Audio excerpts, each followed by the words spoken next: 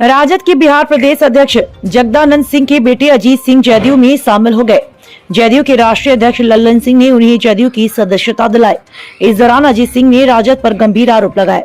उन्होंने कहा, राजद में पैसे पर टिकट बिकता है। अजीत सिंह ने राजद और तेजस्वी पर हमला बोलते हुए कहा कि राजद आज समर्पित कार्यकर्ताओं का कब्रगाह बन गया है। यहाँ समर्पित कार्यकर्ताओं का कोई सम्मान नहीं होता। यहाँ चुनाव से ठीक कुछ दिन पहले पैसे पर टिकट खरीद कर बिक्री होती है, अर्थात टिकट की खरीद फरोख्त होती है। इस दौरान उन्होंने राजद पर जगदानंद सिंह और राजद के दिवंगत नेता रघुवंश प्रसाद सिंह की उपेक्षा का भी आरोप लगाया।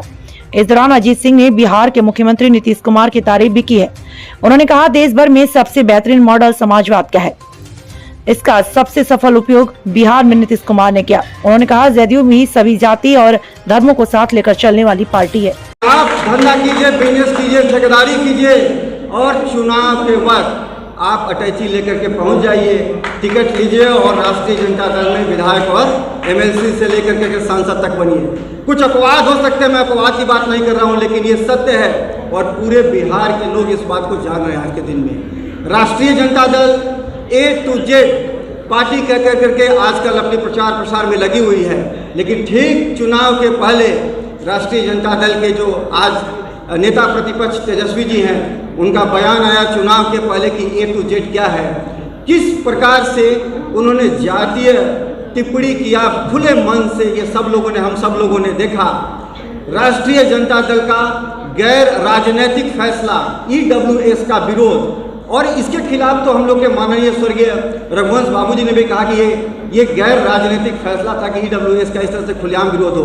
अगर कोई बात होती तो उसके ऊपर आगे चल करके संशोधन की बात हो सकती थी या फिर विचार हो सकता था, लेकिन गैर राजनीतिक फैसला था। और इन सब तमाम चीज़ों की वजह से राष्ट्रीय जनता दल से आम लोगों की दूरी पहले की अपेक्षा बढ़ी है। और आने वाला समय में सीट की संख्या पर नहीं जाता, मैं 13 साल से सक्रिय राजनीति में हूँ, आंकड़े में देखता हूँ और मैं यह जानता हूँ कि आने वाला समय में उस पार्टी का कोई भविष्य नहीं है जहाँ समर्पित कार्यकर्ताओं को रोज जलील किया जाता है। किसी प्रवक्ता ने कहा कि राष्ट्रीय जनता दल से नेता के बेटा के सहारे जदयू, ये बात नहीं है। राष्ट्रीय जनता दल के नेता के सभी बेटा क्यों जदयू की तरफ आ रहे हैं? क्योंकि वह अपने पिता को रोज जलील होते हुए देखते हैं कार्यालयों के अंदर, इसलिए वो इस दल की तरफ बढ़ रहे हैं। तो साथियों, बहुत बात आज नहीं करेंगे, फिर समय मिलेगा, कभी अवसर मिलेगा, हम लोग बात करेंगे इन्हीं सब बातों के साथ। आप सभी को बहुत बहुत धन्यवाद, प्रणाम। पहचान तो ये है कि वो श्री जगदानंद सिंह जी के पुत्र हैं, लेकिन उसके अतिरिक्त भी इनकी एक पहचान है, और वो पहचान है, इन्होंने BIT मिश्रा से इंजीनियरिंग पास करने के बाद